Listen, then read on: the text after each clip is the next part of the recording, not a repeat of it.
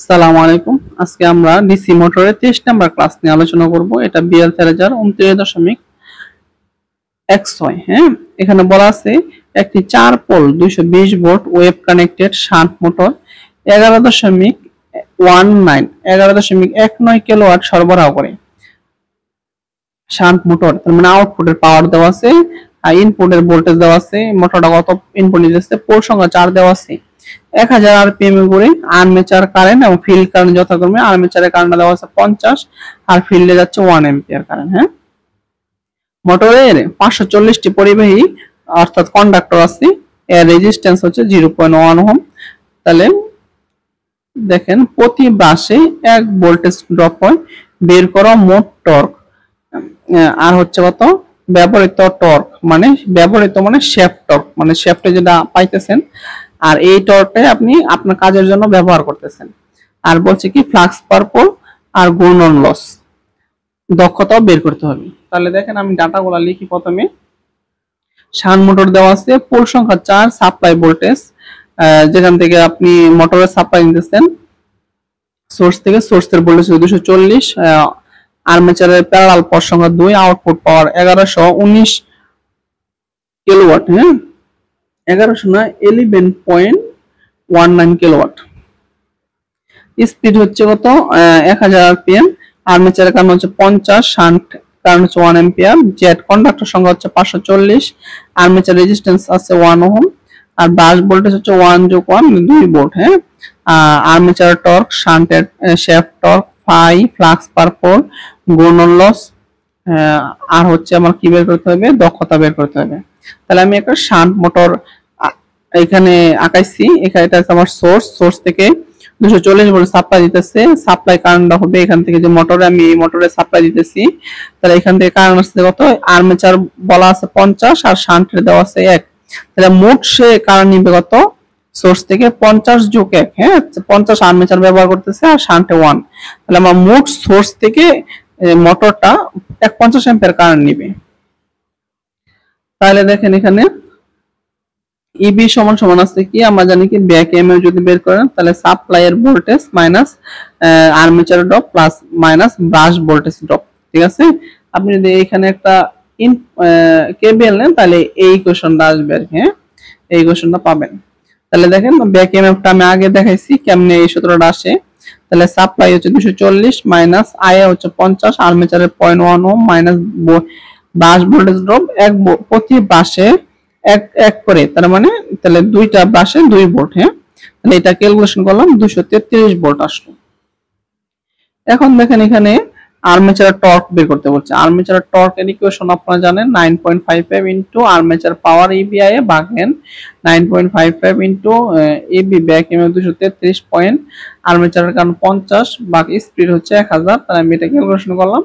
এটা হচ্ছে আমার 111.2575 নিউটন মিটার। এটা হচ্ছে আর্মেচারের টর্ক। আর এখানে শ্যাফট টর্কটা যদি আমরা বের করি, আমরা জানি শ্যাফট টর্ক সমান হচ্ছে কত 9.55 ইনটু পি আউটপুট, মানে আউট শ্যাফট, মানে যখন শ্যাফটের পাওয়ার বাই শ্যাফটের টর্ক বের করবেন তখন আউটপুট পাওয়ার এখানে ব্যবহার করবেন।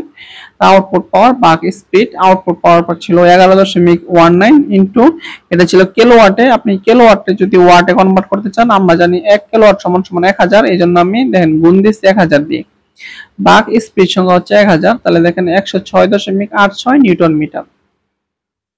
তাহলে এখানে দেখেন ইবি, তাহলে আমরা জানি ব্যাক ইএমএফ সমান সমান কি ফাই জেড এমপি বাই সাইডে। তাহলে ব্যাক ইএমএফ ছিল 233, ফ্লাক্স এর মানটা বের করব। জেড এর মান কন্ডাক্টর ছিল 540, এন স্পিড এর মান ছিল 1000 আর পোল সংখ্যা ছিল 4। হ্যাঁ, 60 ইনটু এ হচ্ছে প্যারালাল পথ সংখ্যা 2। তাহলে আমার অজানা মানটা হচ্ছে ফাই ক্যালকুলেশন করেন, ক্যালকুলেশন করলে ফ্লাক্স এর মানটা বের হবে। তাহলে দেখেন ফ্লাক্স এর মান হলো 0.012144 ওয়েবার আনসার। হ্যাঁ, আপনি ওয়েবার কে মিলি ওয়েবার নিতে চান, তাহলে মিলি ওয়েবার নিতে গেলে 1000 দিয়ে গুণ দিতে হয়। আমরা জানি 1 ওয়েবার, হ্যাঁ 1 ওয়েবার সমান জানি 1000 মিলি ওয়েবার। এইজন্য আপনি ওয়েবার থেকে যদি মিলি ওয়েবার নিতে চান তাহলে এই দেখেন আমি 1000 দিয়ে গুণ দিচ্ছি, এই সংখ্যাটা 1000 দিয়ে গুণ দেন তাহলে 12.944 মিলি ওয়েবার। আপনি এখানেও আনসার দিতে পারবেন, আবার এখানেও আনসার দিতে পারবেন। সমস্যা নাই, পরীক্ষার হলে এক জায়গায় আনসার দিবেন। হ্যাঁ, যদি আপনি এটা দেন তাহলে এটা দিবেন, এটা কেটে দিবেন। আর যদি ওয়েবার আনসার দেন তাহলে আপনার এই লাইনটার আর কোনো দরকার নাই। তাহলে দেখেন আবার আমরা জানি কি আর্মেচার উৎপন্ন পাওয়ার কি হচ্ছে, এটা ইবিআই হচ্ছে 233, কিন্তু আর্মেচারের কারেন্ট হচ্ছে 50, তাহলে এটা দিলাম 11,650 ওয়াট। মানে আর্মেচারে এই পরিমাণ ওয়াট আপনি পাইতেছেন। আউটপুট পাওয়ার দেওয়া ছিল কত, 11.19 কিলোওয়াট। তাহলে এটার সাথে আপনি 1000 গুণ দেন, তাহলে আপনার ওয়াটে চলে আসবে 11,190 ওয়াট।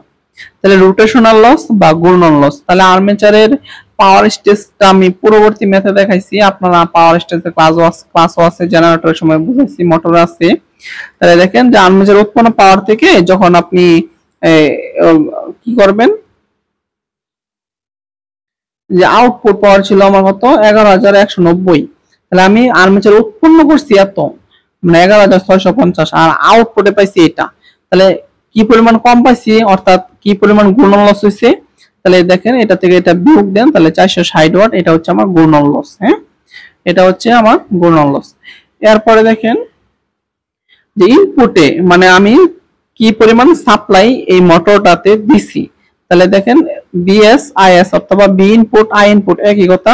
তাহলে সাপ্লাই ছিল 240 ভোল্ট আর ইনপুটে কারেন্ট ছিল কত 50 আর 1 ছিল 150, দুইটা যোগ করছি, যোগ করলে 150 হয়েছিল। তাহলে এটা একটু গুণ দেন, তাহলে আমি ইনপুটে এই পরিমাণ পাওয়ার সরবরাহ করছি 12,240 ওয়াট।